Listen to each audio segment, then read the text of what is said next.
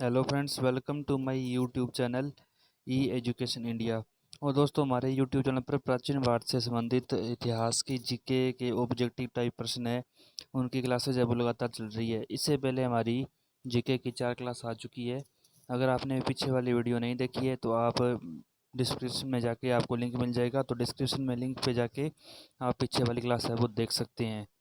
आज की क्लास है, इसके अंदर हम 60 से ऊपर क्वेश्चन है वो डिस्कस करेंगे ऑब्जेक्टिव टाइप, जो कि कुछ पिछले एग्जाम्स में आए हुए हैं और कुछ आने की संभावना है। आगे एग्जाम में एक्सेप्टेड क्वेश्चन है वो बन सकते हैं।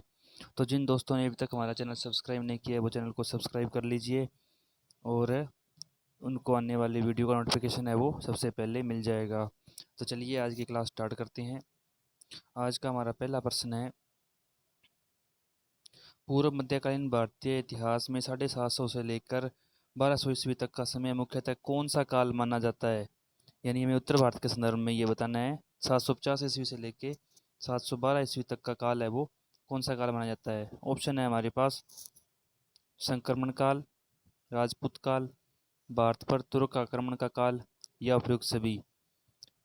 तो क्वेश्चन का उत्तर देने से पहले मैं सभी साथियों से कहना चाहूँगा, अगर आपको इसका उत्तर पता है तो आप कमेंट में इसका उत्तर पहले दे सकते हैं। और एक आपसे रिक्वेस्ट है कि आप अपना स्कोर है वो अंत में ज़रूर शेयर करें कि आपके कितने क्वेश्चन है वो सही हुए।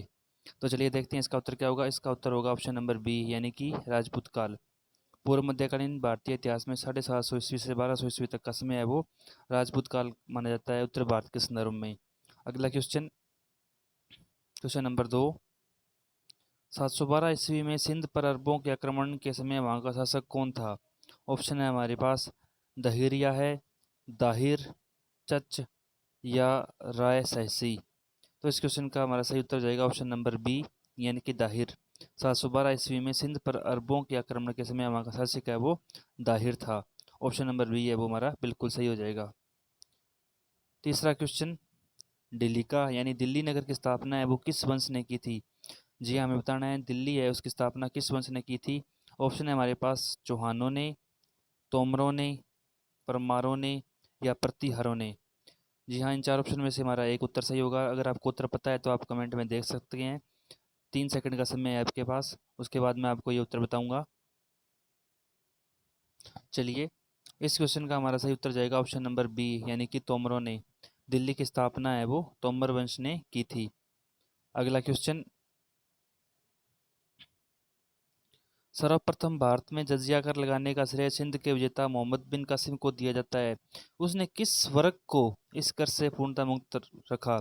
जी हाँ, हमें बताना है, सर्वप्रथम जजिया कर है वो मोहम्मद बिन कासिम है उसने लगाया था, लेकिन उसने किस वर्ग को इस जजिया कर से पूर्णतः मुक्त रखा था। ऑप्शन है हमारे पास, मुसलमानों को, बौद्धों को, ब्राह्मणों को, या निम्न जाति के लोगों को। तो इस क्वेश्चन का हमारा सही उत्तर हो जाएगा ऑप्शन नंबर सी, यानी कि ब्राह्मणों को। उसने ब्राह्मणों को है वो जजिया कर से बिल्कुल मुक्त रखा था। अगला क्वेश्चन, उस शासक का क्या नाम है जिसने विजय स्तंभ का निर्माण करवाया था। ऑप्शन है हमारे पास, राणा कुंभा, राणा सांगा, राणा रतन सिंह, या राणा हमीर। तो इस क्वेश्चन का हमारा उत्तर सही हो जाएगा ऑप्शन नंबर ए, यानी राणा कुंभा। कुंभा ने है वो विजय स्तंभ का निर्माण करवाया था। ऑप्शन नंबर ए है वो हमारा बिल्कुल सही हो जाएगा। अगला क्वेश्चन, निम्न में से भारत पर पहली बार आक्रमण करने वाला कौन था। जी हाँ, बाहर से विदेशी आक्रमण है वो भारत पर पहली बार आक्रमण करने वाला कौन था। ऑप्शन है हमारे पास, अफगान, मंगोल, अरब, या तुर्क। अगर आपको इसका उत्तर पता है तो आप कमेंट में पहले इसका उत्तर दे सकते हैं। चलिए मैं आपको इसका उत्तर बताता हूँ। इसका उत्तर हो जाएगा ऑप्शन नंबर सी, यानी कि अरब। भारत में पहली बार आक्रमण करने वाले विदेशी आक्रमणकारी है वो अरब थे। ऑप्शन नंबर सी है वो हमारा बिल्कुल सही हो जाएगा। अगला क्वेश्चन, पृथ्वीराज राजस्व निम्नलिखित में से किसने लिखा था। जी हाँ, हमें बताना है पृथ्वीराज राजस्व है वो किसने लिखा था। ऑप्शन है हमारे पास, भवभूति, जयदेव, चंद्रबरदाई, या बाणभट्ट। इस क्वेश्चन का हमारा सही उत्तर हो जाएगा चंद्रबरदाई। जी हाँ, चंद्रबरदाई ने वो पृथ्वीराज राजस्व है वो लिखा था। अगला क्वेश्चन, 1110 ईस्वी में निर्मित मंदिर जो भुवनेश्वर के अन्य मंदिरों पर प्रधानता रखता है वह कौन सा है। जी हाँ, हमें बताना है जो 1114 ईस्वी में जो मंदिर है वो कौन सा मंदिर है जो भुवनेश्वर के अन्य मंदिरों पर प्रधानता रखता है, यानी उनसे श्रेष्ठ है। ऑप्शन है हमारे पास राजा रानी मंदिर, कंद्रिया महादेव मंदिर, त्रिभुवनेश्वर लिंगराज मंदिर या मुक्तेश्वर मंदिर। तो इस क्वेश्चन का हमारा सही उत्तर हो जाएगा ऑप्शन नंबर सी, यानी कि त्रिभुवनेश्वर लिंगराज मंदिर। त्रिभुवनेश्वर लिंगराज मंदिर है वो 1110 ईस्वी में निर्मित मंदिर है जो भुवनेश्वर के अन्य मंदिरों पर प्रधानता रखता है। अगला क्वेश्चन, दिलवाड़ा मंदिर कहाँ स्थित है? ऑप्शन है हमारे पास श्रवण बेलगोला, पारसनाथ पर्वत, इंदौर या आबू पर्वत। तो इस क्वेश्चन का हमारा सही उत्तर हो जाएगा ऑप्शन नंबर डी, यानी कि आबू पर्वत। दिलवाड़ा मंदिर है वो आबू पर्वत पर स्थित है और यह आबू पर्वत है वो राजस्थान में स्थित है। अगला क्वेश्चन, खजुराहो स्थित मंदिरों का निर्माण किसने करवाया था? जी हाँ, खजुराहो स्थित मंदिरों का निर्माण है वो किसने करवाया था? ऑप्शन है हमारे पास होलकर, सिंधिया, बुंदेला राजपूत या चंदेल राजपूत। तो इस क्वेश्चन का हमारा सही उत्तर हो जाएगा ऑप्शन नंबर डी, यानी कि चंदेल राजपूत। चंदेल राजपूतों ने वो खजुराहो स्थित मंदिरों का निर्माण है वो करवाया था। तो दोस्तों 10 क्वेश्चन हमारे पूरे हो चुके हैं। अब तक जिस फ्रेंड ने हमारा वीडियो लाइक नहीं किया है वो वीडियो को लाइक ज़रूर कर दे, और जिन दोस्तों ने हमारा चैनल अभी तक सब्सक्राइब नहीं किया है वो चैनल सब्सक्राइब भी कर लें, क्योंकि हम इतनी मेहनत से आपके लिए वीडियो बनाते हैं तो आपका भी फ़र्ज़ बनता है कि आप सब्सक्राइब करके हमारा हौसला बढ़ाएँ। चलिए अगला क्वेश्चन देखते हैं। हमें बताना है अगला क्वेश्चन, विजय स्तंभ कहाँ स्थित है? जी हाँ, हमें बताना है विजय स्तंभ कहाँ स्थित है। ऑप्शन है हमारे पास दिल्ली, झांसी, चित्तौड़गढ़ या सीकरी। चार ऑप्शन में से हमारा एक उत्तर होगा, तो विजय स्तंभ कहाँ स्थित है? इस क्वेश्चन का सही उत्तर हो जाएगा ऑप्शन नंबर सी, यानी कि चित्तौड़गढ़। और चित्तौड़गढ़ कहाँ स्थित है? राजस्थान में। तो विजय स्तंभ चित्तौड़गढ़ राजस्थान में स्थित है। ऑप्शन नंबर सी है वो हमारा सही उत्तर हो जाएगा, चित्तौड़गढ़। अगला क्वेश्चन, लिंगराज मंदिर की नींव किसने डाली थी? लिंगराज मंदिर की नींव है वो किसने डाली थी? ऑप्शन है हमारे पास ययाति केसरी, लाला तेंदु केसरी ने, नरसिंह देव ने या प्रताप रुद्र देव ने। जी हाँ, हमें बताना है लिंगराज मंदिर की नींव किसने डाली थी। चार ऑप्शन है, चार ऑप्शन में से हमारा एक उत्तर होगा, तो इस क्वेश्चन का हमारा सही उत्तर जाएगा ऑप्शन नंबर ए, यानी ययाति केसरी। लिंगराज मंदिर की नींव है वो ययाति केसरी ने डाली थी। अगला क्वेश्चन, क्वेश्चन नंबर 13, सोमनाथ के मंदिर पर 1025 ईस्वी में मोहम्मद गजनवी के आक्रमण के समय गुजरात का शासक कौन था?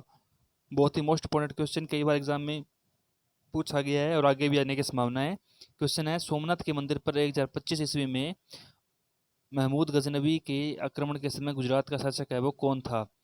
ऑप्शन है हमारे पास भीमदेव प्रथम, भीमसेन द्वितीय, मूलराज, मूलराज द्वितीय। तो इस क्वेश्चन का हमारा सही उत्तर हो जाएगा ऑप्शन नंबर ए, यानी कि भीमदेव प्रथम। भीमदेव प्रथम है वो सोमनाथ के मंदिर पर 1025 ईस्वी में महमूद गजनवी के आक्रमण के समय है वो गुजरात का शासक था। ऑप्शन नंबर ए है वो हमारा बिल्कुल सही उत्तर हो जाएगा। अगला क्वेश्चन, हिंदू विधि पर एक पुस्तक मिताक्षरा किसने लिखी? जी हाँ, हमें बताना है हिंदू विधि पर एक पुस्तक मिताक्षरा है वो किसने लिखी। ऑप्शन है हमारे पास न्यायचंद्र, अमोघवर्ष, विज्ञानेश्वर या कंबन। चार ऑप्शन में से हमारा एक सही उत्तर होगा, तो हमारा सही उत्तर हो जाएगा ऑप्शन नंबर डी, यानी कि कंबन। कंबन ने हिंदू विधि पर एक पुस्तक मिताक्षरा, जी हाँ पुस्तक का नाम याद रखना, मिताक्षरा। हिंदू विधि है, इस पर एक पुस्तक मिताक्षरा है वो कंबन ने लिखी। ऑप्शन नंबर डी है वो हमारा बिल्कुल सही उत्तर हो जाएगा। अगला क्वेश्चन, ब्लैक पैगोडा कहाँ स्थित है? जी हाँ, ये एक मंदिर है, ब्लैक पैगोडा कहाँ स्थित है ये हमें बताना है। ऑप्शन है हमारे पास मिस्र में, कंबोडिया में, कोणार्क में या मदुरै में। बहुत ही कॉमन क्वेश्चन है, बहुत बार एग्जाम में पूछा जा चुका है ये क्वेश्चन, ब्लैक पैगोडा। तो इसका सही उत्तर हो जाएगा ऑप्शन नंबर सी, यानी कि कोणार्क में। ब्लैक पैगोडा है वो मंदिर है वो कोणार्क में स्थित है। अगला क्वेश्चन, राजस्थान के इतिहास का प्रणेता किसे कहा जाता है? जी हाँ, हमें बताना है राजस्थान के इतिहास का प्रणेता है वो किसे कहा जाता है। ऑप्शन है हमारे पास कर्नल टोड, जादूनाथ सरकार, कनिंगम या विलियम जोन्स। हमें बताना है राजस्थान के इतिहास का प्रणेता किसे कहा जाता है। चार ऑप्शन में से हमारा एक उत्तर सही होगा, तो इस क्वेश्चन का हमारा सही उत्तर हो जाएगा ऑप्शन नंबर ए, यानी कि कर्नल टोड। कर्नल टोड को राजस्थान के इतिहास का प्रणेता कहा जाता है। अगला क्वेश्चन, हरिकेली नामक नाटक का रचयिता कौन है? जी हाँ, हमें बताना है हरिकेली नामक नाटक का रचयिता कौन है। ऑप्शन है हमारे पास चौहान शासक विग्रहराज चतुर्थ या विशलदेव, परमार शासक भोज, प्रतिहार शासक भोज या इनमें से कोई नहीं। चार ऑप्शन में से हमारा एक उत्तर सही होगा। हरिकली नामक नाटक का रचयिता कौन है? तो इस क्वेश्चन का हमारा सही उत्तर हो जाएगा ऑप्शन नंबर ए, यानी कि चौहान शासक विग्रहराज चतुर्थ।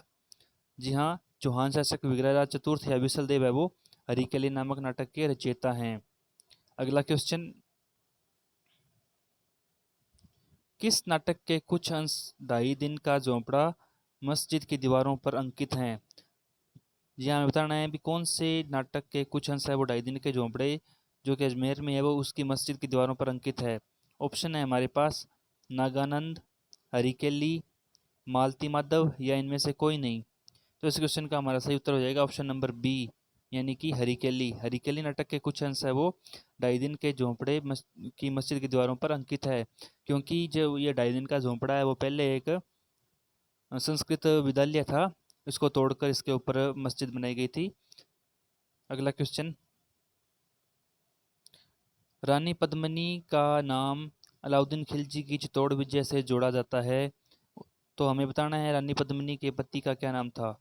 तो ऑप्शन है हमारे पास महाराणा प्रताप सिंह, रणजीत सिंह, मान सिंह या राणा रतन सिंह। तो बहुत ही कॉमन सा क्वेश्चन है दोस्तों, लेकिन कई बार एग्जाम में हम कंफ्यूज हो जाते हैं और ये प्रीवियस एग्जाम में क्वेश्चन आया हुआ भी है।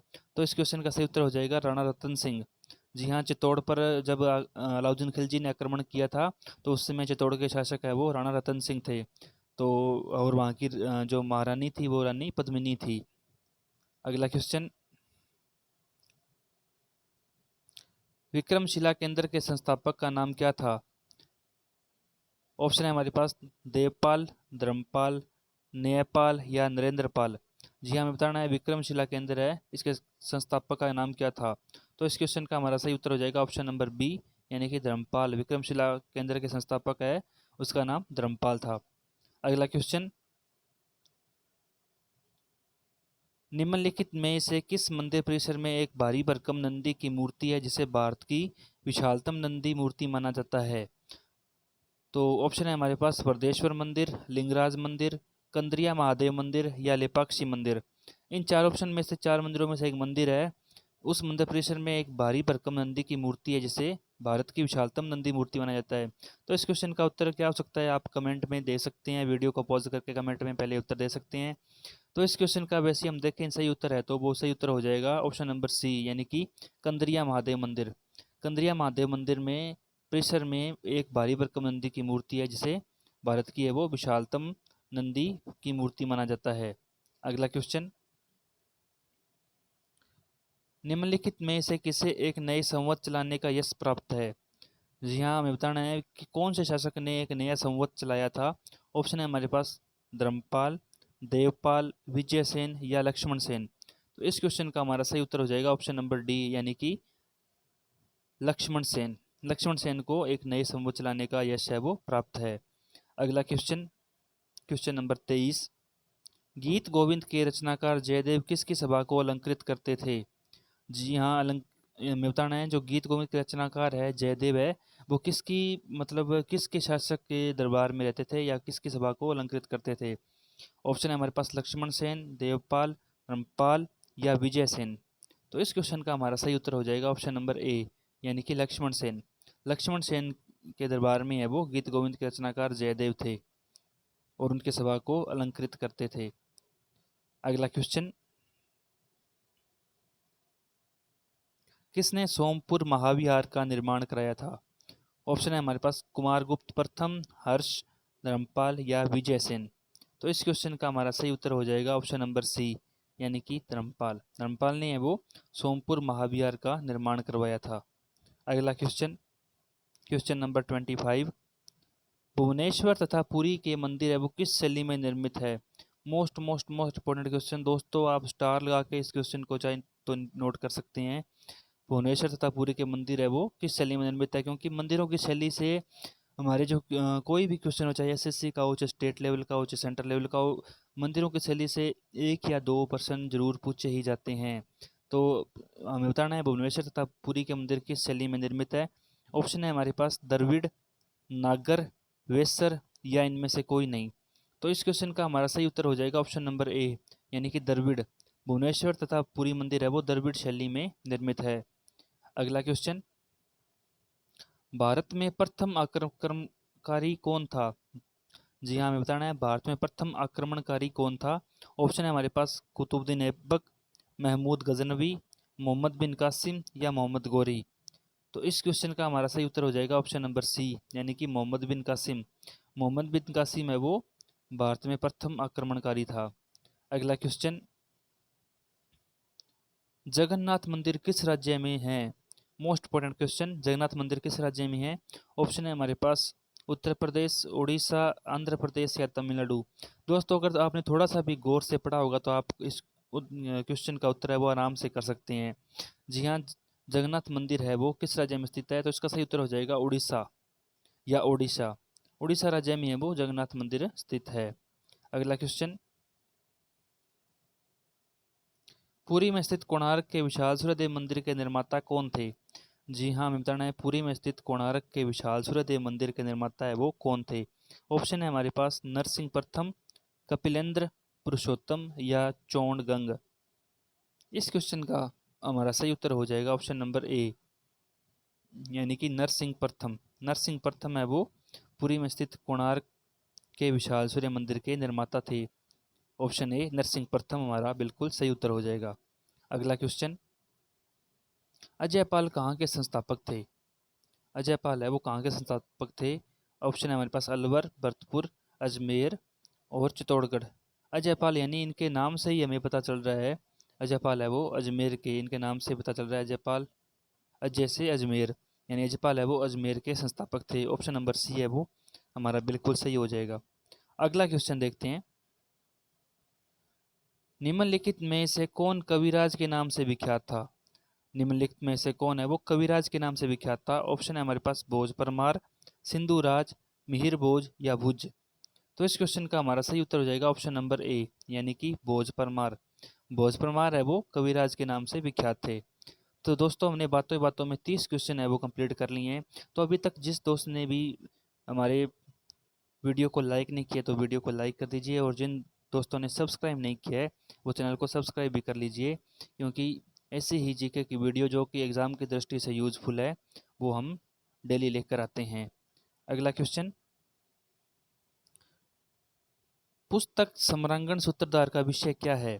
जी हाँ, हमें बताना है पुस्तक है वो एक पुस्तक है सम्रांगण सूत्रधार, इसका विषय क्या है? ऑप्शन है हमारे पास स्थापत्य शास्त्र, योग शास्त्र, काव्य शास्त्र या खगोल शास्त्र। तो इस क्वेश्चन का हमारा सही उत्तर हो जाएगा ऑप्शन नंबर ए, यानी कि स्थापत्य शास्त्र। स्थापत्य शास्त्र पुस्तक सम्रांगण सूत्रधार है, उसका विषय है वो स्थापत्य शास्त्र है, यानी वो स्थापत्य के बारे में बताती है। अगला क्वेश्चन,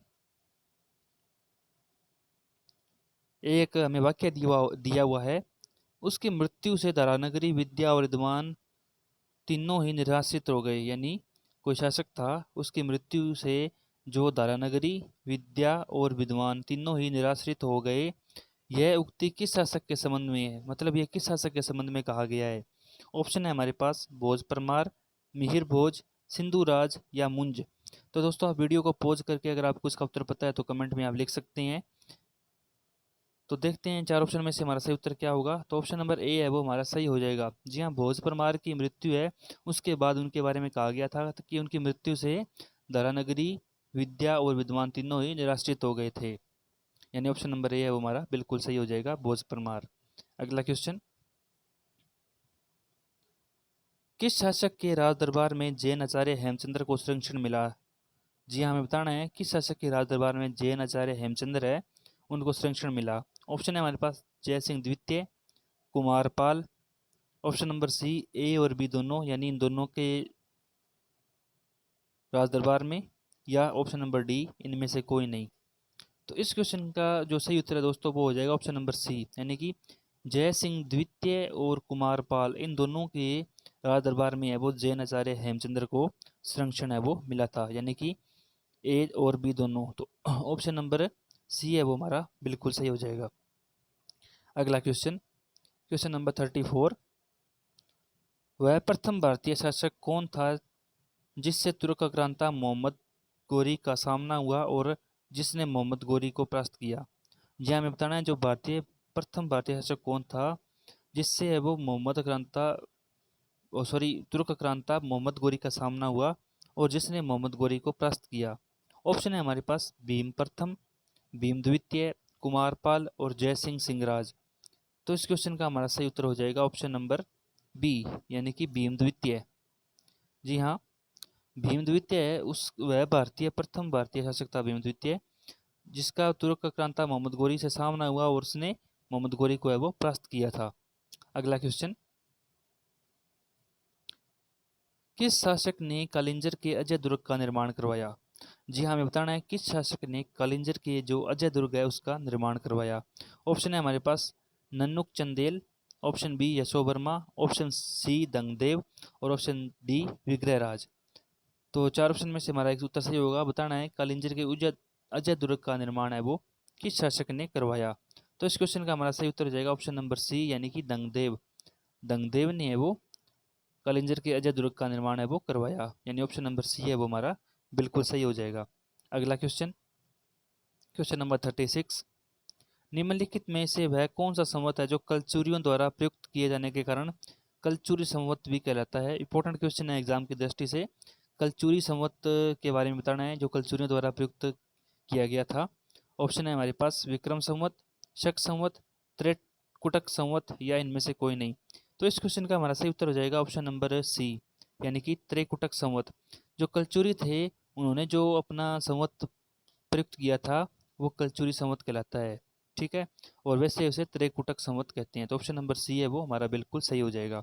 अगला क्वेश्चन देखते हैं, क्वेश्चन नंबर 37, किसके राज्यकाल में लक्ष्मीधर ने कल्पतरु या कृत्य कल्पतरु नामक विधि ग्रंथ की रचना की? यानी किसके राज्यकाल में लक्ष्मीधर है उसने कल्पतरु या कृत्य कल्पतरु नामक विधि ग्रंथ की रचना की थी? ऑप्शन है हमारे पास चंद्रदेव, गोविंद चंद्र, जयचंद्र या इनमें से कोई नहीं। तो इस क्वेश्चन का हमारा सही उत्तर हो जाएगा ऑप्शन नंबर बी, यानी कि गोविंद चंद्र। गोविंद चंद्र के राज्यकाल में लक्ष्मीधर ने कल्पतरु और कृत्य कल्पतरु नामक वेदिक ग्रंथ की है वो रचना की थी। ऑप्शन नंबर बी है वो हमारा बिल्कुल सही हो जाएगा।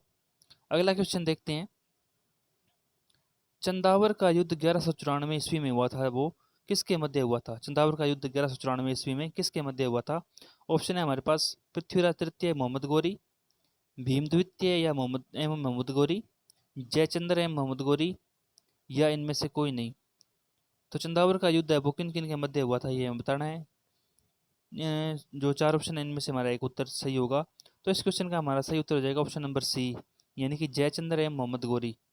1194 ईस्वी में ये युद्ध हुआ था जयचंद्र और मोहम्मद गोरी के बीच में चंदावर में, तो इसे चंदावर का युद्ध कहा जाता है। ऑप्शन नंबर सी है वो हमारा बिल्कुल सही हो जाएगा। अगला क्वेश्चन देखते हैं, निषेध चरित्र व खंडन खंडवाद इसके रचयिता श्री हर्ष है वो किस शासक के राजकवि थे? जी हाँ, हमें बताना है निषेध निषेध चरित्र व खंडन खंडवाद के रचयिता श्री हर्ष किस शासक के राजकवि थे? ऑप्शन है हमारे पास पृथ्वीराज तृतीय, कुमारपाल, चंद्रदेव या जयचंद्र। तो इस क्वेश्चन का हमारा सही उत्तर हो जाएगा ऑप्शन नंबर डी, यानी जयचंद्र। निषेध चरित्र व खंड खंडवाद के रचयिता श्री हर्ष है वो जयचंद्र के राजकवि थे। ऑप्शन नंबर डी है वो हमारा बिल्कुल सही हो जाएगा। अगला क्वेश्चन, निम्नलिखित शब्दों में से किस में निम्नलिखित शहरों में से, ये शब्द लिख दिया मिस्टेक होगी थोड़ी। निम्नलिखित शहरों में से किस में लिंगराज मंदिर अवस्थित है? जी हाँ, हमें वो शहर बताना है जिसमें लिंगराज मंदिर है वो अवस्थित है। ऑप्शन है हमारे पास भुवनेश्वर, बीजापुर, कोलकाता या श्रवण बेलगोला। इन चार ऑप्शन में से हमारा एक उत्तर सही है, तो हमारा सही उत्तर हो जाएगा ऑप्शन नंबर ए, यानी कि भुवनेश्वर। यानी भुवनेश्वर शहर में है वो लिंगराज मंदिर है वो अवस्थित है। अगला क्वेश्चन, किस पर स्वामित्व के लिए पाल, प्रतिहार और राष्ट्रकूट के बीच त्रिपक्षीय संघर्ष हुआ? जी हमें बताना है, यानी कौन से मतलब शहर पर जो स्वामित्व है उसके लिए तीन वंश पाल, प्रतिहार और राष्ट्रकूट के बीच त्रिपक्षीय संघर्ष हुआ। ऑप्शन है हमारे पास पाटलिपुत्र, कन्नौज, दिल्ली या इनमें से कोई नहीं। तो इस क्वेश्चन का सही उत्तर जाएगा ऑप्शन नंबर ए, यानी कि पाटलिपुत्र। जी हाँ, पाटलिपुत्र है, इस पर स्वामित्व के लिए तीन राजवंशों पाल, प्रतिहार और राष्ट्रकूट के बीच है वो त्रिपक्षीय संघर्ष हुआ। अगला क्वेश्चन, अगला क्वेश्चन है पाटलिपुत्र त्रिपक्षीय संघर्ष की शुरुआत है वो किसने की? जी हाँ, हमें बताना है कौन से शासक ने वो पाटलिपुत्र त्रिपक्षीय संघर्ष की है वो शुरुआत की थी। ऑप्शन है हमारे पास वत्सराज, धर्मपाल, ध्रुव या नागभट्ट द्वितीय। इस क्वेश्चन का हमारा सही उत्तर हो जाएगा ऑप्शन नंबर ए यानी कि वत्सराज। वत्सराज ने है वो पाटलिपुत्र त्रिपक्षीय संघर्ष की है वो शुरुआत की थी। अगला क्वेश्चन, पाटलिपुत्र त्रिपक्षीय संघर्ष का आरंभ है वो किस सदी में हुआ। जी हाँ, ये बताना है जो त्रिपक्षीय संघर्ष है वो कौन सी सदी में आरंभ हुआ। ऑप्शन है हमारे पास 8वीं सदी में, 7वीं सदी में, 6ठी सदी में या 9वीं सदी में। तो इस क्वेश्चन का हमारा सही उत्तर हो जाएगा ऑप्शन नंबर ए यानी कि 8वीं सदी में। पाटलिपुत्र त्रिपक्षीय संघर्ष का आरंभ है वो 8वीं सदी में हुआ। ऑप्शन नंबर ए है वो हमारा बिल्कुल सही हो जाएगा। अगला क्वेश्चन देखते हैं, पाल वंश का संस्थापक कौन था। इंपॉर्टेंट क्वेश्चन है एग्जाम की दृष्टि से। पाल वंश का संस्थापक कौन था। ऑप्शन है हमारे पास धर्मपाल, गोपाल, देवपाल या रामपाल।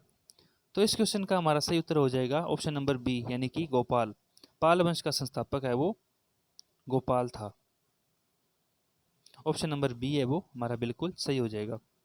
अगला क्वेश्चन, पाल वंश की राजधानी कौन सी थी। जी हाँ, हमें बताना है पाल वंश की राजधानी है वो कौन सी थी। ऑप्शन है हमारे पास मुदगिरी या मुंगेर, कन्नौज, दिल्ली या इनमें से कोई नहीं। तो इस क्वेश्चन का हमारा सही उत्तर हो जाएगा ऑप्शन नंबर ए यानी मुदगिरी या मुंगेर। ये है वो पाल वंश की राजधानी थी। ऑप्शन नंबर ए बिल्कुल सही हो जाएगा। अगला क्वेश्चन, राष्ट्रकूट वंश का संस्थापक कौन था। राष्ट्रकूट राष्ट्रकूट वंश का संस्थापक कौन था। ऑप्शन है दंती दुर्ग या दंती वर्मन द्वितीय, गोविंद तृतीय, कृष्ण प्रथम या इंद्र तृतीय। चार ऑप्शन में से हमारा एक उत्तर होगा, तो सही उत्तर हो जाएगा हमारा ऑप्शन नंबर ए यानी कि दंती दुर्ग या दंती वर्मन द्वितीय है वो राष्ट्रकूट वंश का संस्थापक था। ऑप्शन नंबर ए है वो हमारा बिल्कुल सही हो जाएगा। अगला क्वेश्चन देखते हैं, राष्ट्रकूट वंश की राजधानी कौन सी थी। ऑप्शन है हमारे पास मालखंड या Manyakhet, option B Kannauj, option C Delhi और ऑप्शन डी है वो पाटलिपुत्र। जी हाँ, हमें बताना है राष्ट्रकूट वंश है उसकी राजधानी कौन सी थी। चार ऑप्शन में से हमारा एक उत्तर सही होगा, तो इस क्वेश्चन का हमारा सही उत्तर हो जाएगा ऑप्शन नंबर है वो ए यानी कि मालखंड या मन्यखेत। ऑप्शन नंबर ए है वो हमारा बिल्कुल सही हो जाएगा। मालखंड या मन्यखेत ये है वो राष्ट्रकूट वंश की राजधानी थी। अगला क्वेश्चन, किस प्रतिहार शासक ने आदिवराह की उपाधि धारण की। जी हाँ, हमें बताना है किस प्रतिहार शासक ने आदिवराह की उपाधि धारण की। ऑप्शन है हमारे पास नागभट्ट प्रथम, नागभट्ट द्वितीय, मिहिर भोज या इनमें से कोई नहीं। तो इस क्वेश्चन का हमारा सही उत्तर हो जाएगा ऑप्शन नंबर सी यानी कि मिहिर भोज। जी हाँ, प्रतिहार शासक मिहिर भोज है उसने आदिवराह की उपाधि धारण की। ऑप्शन नंबर सी है वो हमारा बिल्कुल सही हो जाएगा। अगला क्वेश्चन, क्वेश्चन नंबर 49, किस विदेशी यात्री ने गुर्जर प्रतिहार वंश को अल गुर्जर एवं इस वंश के शासक को बोरा कहकर पुकारा। इंपॉर्टेंट क्वेश्चन है क्योंकि किसी विदेशी ने इसके बारे में बोला है। तो ऑप्शन देख लेते हैं। ऑप्शन है हमारे पास सुलेमान, अल मसूदी, अल ब्रूनी या इनमें से कोई नहीं। तो जी हाँ, हमें बताना है गुर्जर प्रतिहार वंश है उसको अल गुर्जर एवं इस के शासक को बोरा कहकर किस विदेशी यात्री ने पुकारा। तो देखते हैं चार ऑप्शन में से हमारा सही उत्तर कौन सा होगा। तो ऑप्शन नंबर बी है वो हमारा बिल्कुल सही हो जाएगा यानी अल मसूदी। अल मसूदी ने गुर्जर प्रतिहार वंश को अल गुर्जर और इस वंश के शासक को है वो बोरा कहकर पुकारा था। तो ये ध्यान में रखना, बोरा वो किस वंश के शासक को था, तो ये हो जाएगा गुर्जर प्रतिहार वंश के शासक को। अगला क्वेश्चन, क्वेश्चन नंबर 50, कर्पूर मंजरी। इंपॉर्टेंट क्वेश्चन है, कर्पूर मंजरी नाटक के रचयिता राजशेखर को किस प्रतिहार शासक ने संरक्षण दिया। ऑप्शन है हमारे पास नागभट्ट प्रथम, नागभट्ट द्वितीय, महेंद्रपाल प्रथम या मिहिर भोज। तो इस क्वेश्चन का हमारा सही उत्तर हो जाएगा ऑप्शन नंबर सी यानी कि महेंद्रपाल प्रथम। महेंद्रपाल प्रथम ने कर्पूर मंजरी नाटक के रचयिता राजशेखर है इसको संरक्षण प्रदान किया। अगला क्वेश्चन, क्वेश्चन नंबर 51, प्रतिहार संयम को किसका वंशज मानते थे जो राम के प्रतिहार अर्थात द्वारपाल थे। जी हाँ, हमें बताना है प्रतिहार वंश है उसके वंशज है वो अपने आप को किसका वंशज मानते थे जो राम के प्रतिहार अर्थात राम के द्वारपाल थे। ऑप्शन है हमारे पास सूर्य, चंद्र, लक्ष्मण या इनमें से कोई नहीं। तो इसका सही उत्तर हो जाएगा ऑप्शन नंबर सी यानी कि लक्ष्मण। प्रतिहार है वो स्वयं को लक्ष्मण का वंशज मानते थे, और लक्ष्मण है वो राम के प्रतिहार अर्थात द्वारपाल थे। जी हाँ, जब श्री राम वनवास के दौरान थे तो लक्ष्मण उनके साथ गए थे और उनके साथ ही रहे थे। अगला क्वेश्चन, 750 ईस्वी में बंगाल के पाल वंश की स्थापना करने वाले गोपाल ऐसे शासक थे जिन्हें, ऑप्शन है हमारे पास, बगैर संघर्ष के राजा घोषित किया गया, संपन्न वर्ग के लोगों ने चुना, सामंती सरदारों ने चुना, या उपयुक्त सभी। तो इस क्वेश्चन का हमारा सही उत्तर हो जाएगा ऑप्शन नंबर सी, यानी कि सामंती सरदारों ने चुना। मतलब 750 या 750 ईस्वी में बंगाल के पाल वंश की स्थापना करने वाले गोपाल है वो ऐसे शासक थे जिन्हें सामंती सरदारों ने चुना था। ऑप्शन नंबर सी है वो हमारा बिल्कुल सही हो जाएगा। अगला क्वेश्चन देखते हैं, क्वेश्चन नंबर 53। किस पाल शासक को गुजराती कवि सोडल ने उत्तरापत स्वामिन कहा? ऑप्शन है हमारे पास धर्मपाल, गोपाल, देवपाल, या इनमें से कोई नहीं। इस क्वेश्चन का हमारा सही उत्तर हो जाएगा ऑप्शन नंबर ए, यानी कि धर्मपाल को। पाल शासक धर्मपाल है, उनको गुजराती कवि सोडल ने उत्तरापत स्वामिन कहा। अगला क्वेश्चन, 9वीं सदी में भारत आए अरब यात्री सुलेमान ने किस साम्राज्य को रोहमा कहकर संबोधित किया? इंपॉर्टेंट क्वेश्चन है एग्जाम की दृष्टि से, एक दो बार पीछे एग्जाम में आ भी चुका है। तो देखते हैं किस अरब यात्री ने 9वीं सदी में जो आया था उसने भारत के किस साम्राज्य को रोमा कहकर संबोधित किया? ऑप्शन है हमारे पास पाल, प्रतिहार, राष्ट्रकूट, या सेन। इस क्वेश्चन का हमारा सही उत्तर हो जाएगा ऑप्शन नंबर ए, यानी कि पाल। पाल वंश को है वो अरब यात्री सुलेमान ने रोमा कहकर संबोधित किया था। ऑप्शन नंबर ए है वो हमारा बिल्कुल सही हो जाएगा। अगला क्वेश्चन, हिंदू विधि की एक पुस्तक दाया भाग के रचयिता कौन थे? जी हाँ, हमें बताना है हिंदू विधि की एक पुस्तक है दाया भाग, इसके रचयिता है वह कौन थे? ऑप्शन है हमारे पास विज्ञानेश्वर, मनु, जीमूत वाहन, या इनमें से कोई नहीं। तो इस क्वेश्चन का हमारा सही उत्तर हो जाएगा ऑप्शन नंबर सी, यानी कि जीमूत वाहन। दाया भाग के रचयिता है वो जीमूत वाहन है, जो कि हिंदी विधि की एक पुस्तक थी। तो दोस्तों, अगर आप वीडियो आपको अच्छी लग रही है तो वीडियो को लाइक कर दीजिए, और जिन दोस्तों ने अभी तक सब्सक्राइब नहीं किया वो सब्सक्राइब कर दीजिए।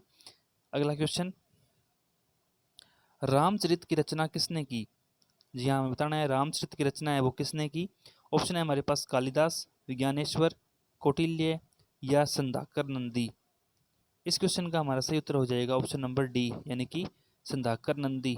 रामचरित की रचना है वो संध्याकर नंदी ने की थी। अगला क्वेश्चन, क्वेश्चन नंबर 57। पाल वंश के पतन के बाद बंगाल को राजनीतिक नेतृत्व है वो किसने प्रदान किया? जी हाँ, हमें बताना है जब बंगाल में पाल वंश का पतन हो गया था उसके बाद बंगाल को वो राजनीतिक नेतृत्व है वो किसने प्रदान किया? ऑप्शन है हमारे पास सेन वंश ने, शर्की सुल्तानों ने, खिलजियों ने, या इनमें से कोई नहीं। तो इस क्वेश्चन का हमारा सही उत्तर हो जाएगा ऑप्शन नंबर ए, यानी कि सेन वंश ने। यानी बंगाल में पाल वंश के पतन के बाद है वो सेन वंश ने बंगाल को राजनीतिक नेतृत्व है वो प्रदान किया। अगला क्वेश्चन, क्वेश्चन नंबर 58। सेन वंश का संस्थापक कौन था? जी हाँ, सेन वंश का संस्थापक कौन था? ऑप्शन है हमारे पास सामंत सामंत सेन, विजय सेन, बल्लाल सेन, या इनमें से कोई नहीं। तो इस क्वेश्चन का हमारा सही उत्तर हो जाएगा ऑप्शन नंबर सी, यानी कि बल्लाल सेन। सामंत वंश का संस्थापक है वो बल्लाल सेन था। अगला क्वेश्चन, क्वेश्चन नंबर 59। कश्मीर पर लगभग 50 वर्षों तक शासन करने वाली रानी दिद्दा मूल रूप से किस वंश की राजकुमारी थी? ऑप्शन है हमारे पास कारकोट वंश, उत्पल वंश, लोहार वंश, या इनमें से कोई नहीं। इस क्वेश्चन का हमारा सही उत्तर हो जाएगा ऑप्शन नंबर सी, यानी कि लोहार वंश। राजकुमारी दिद्दा है वो लोहार वंश से संबंधित थी। अगला क्वेश्चन, कायस्थों का एक जाति के रूप में प्रथम उल्लेख कहाँ मिलता है? जी हाँ, हमें बताना है कायस्थ एक जाति है, उसका प्रथम बार जाति के रूप में उल्लेख है वो कहाँ मिलता है? ऑप्शन है हमारे पास याज्ञवल्क्य समृद्धि, पराशर समृद्धि, ओशनम समृद्धि, या स्कंद पुराण समृद्धि। तो इस क्वेश्चन का हमारा सही उत्तर हो जाएगा ऑप्शन नंबर सी, यानी कि ओशनम समृद्धि। कायस्थों का एक जाति के रूप में प्रथम बार उल्लेख है वो ओशनम समृद्धि में मिलता है। अगला क्वेश्चन, गुर्जर प्रतिहार की उज्जैनी शाखा का संस्थापक कौन था? मोस्ट इंपोर्टेंट क्वेश्चन, गुर्जर प्रतिहार की उज्जैनी शाखा है उसका संस्थापक कौन था? ऑप्शन है हमारे पास हरिश्चंद्र, नागभट्ट प्रथम, मिहिर भोज या नागभट्ट द्वितीय। इस क्वेश्चन का हमारा सही उत्तर हो जाएगा ऑप्शन नंबर बी, यानी कि नागभट्ट प्रथम। जी हाँ, नागभट्ट प्रथम है वो गुर्जर प्रतिहार की उज्जैनी शाखा के संस्थापक थे। अगला क्वेश्चन, जैन वास्तुकला का प्राचीनतम उदाहरण कहाँ मिलता है? मोस्ट इंपोर्टेंट क्वेश्चन, जैन वास्तुकला का प्राचीनतम उदाहरण है वो कहाँ मिलता है? ऑप्शन है हमारे पास दिलवाड़ा, खजुराहो, पुरी या वाराणसी। तो इस क्वेश्चन का सही उत्तर हो जाएगा ऑप्शन नंबर ए, यानी कि दिलवाड़ा। जैन वास्तुकला का प्राचीनतम उदाहरण है वो दिलवाड़ा में देखने को मिलता है। अगला question, most important question, Modhera का सूर्य मंदिर किस राज्य में स्थित है? जी हाँ, मोढेरा का सूर्य मंदिर किस राज्य में स्थित है हमें बताना है। ऑप्शन है हमारे पास बिहार, गुजरात, उड़ीसा या बंगाल। इस क्वेश्चन का हमारा सही उत्तर हो जाएगा ऑप्शन नंबर बी, यानी कि गुजरात। मोढेरा का सूर्य मंदिर है वो गुजरात राज्य में स्थित है। अगला क्वेश्चन, कलहणकृत राजतरंगिणी में कुल कितने तरंग है? ऑप्शन है हमारे पास 8, 9, 10 या 11। हमें बताना है कलहणकृत राजतरंगिणी है, इसके अंदर कुल कितने तरंग हैं? तो इस क्वेश्चन का हमारा सही उत्तर हो जाएगा ऑप्शन नंबर ए, यानी कि 8। कलहणकृत राजतरंगिणी है उसके अंदर है वो 8 तरंग है। तो दोस्तों, ये थी आज की हमारी क्लास। इस क्लास में हमने कुल 64 यानी 64 क्वेश्चन है वो डिस्कस किए, मोस्ट इंपॉर्टेंट। उम्मीद करता हूँ ये क्वेश्चन और वीडियो आपको पसंद आई होगी। तो वीडियो को दोस्तों लाइक ज़रूर करें, वीडियो कैसी लगी आप कमेंट में ज़रूर बताएं, और आप किस प्रकार के क्वेश्चन और किस प्रकार के और वीडियो चाहते हैं वो भी कमेंट करके आप बता सकते हैं। और जिन दोस्तों ने अभी तक चैनल को सब्सक्राइब नहीं किया वो चैनल को सब्सक्राइब कर दीजिए, और सभी दोस्त है वो इस वीडियो को अपने फेसबुक और व्हाट्सअप ग्रुप है, फेसबुक और व्हाट्सअप दोनों में शेयर कर दीजिए वीडियो के लिंक को, और ज़्यादा से ज़्यादा दोस्तों के साथ शेयर कीजिए, और सभी से इस चैनल को सब्सक्राइब कराइए दोस्तों। बहुत मेहनत से हम आपके लिए ये वीडियो बनाते हैं। तो मिलते हैं दोस्तों अगली वीडियो में। धन्यवाद। जय हिंद, जय भारत।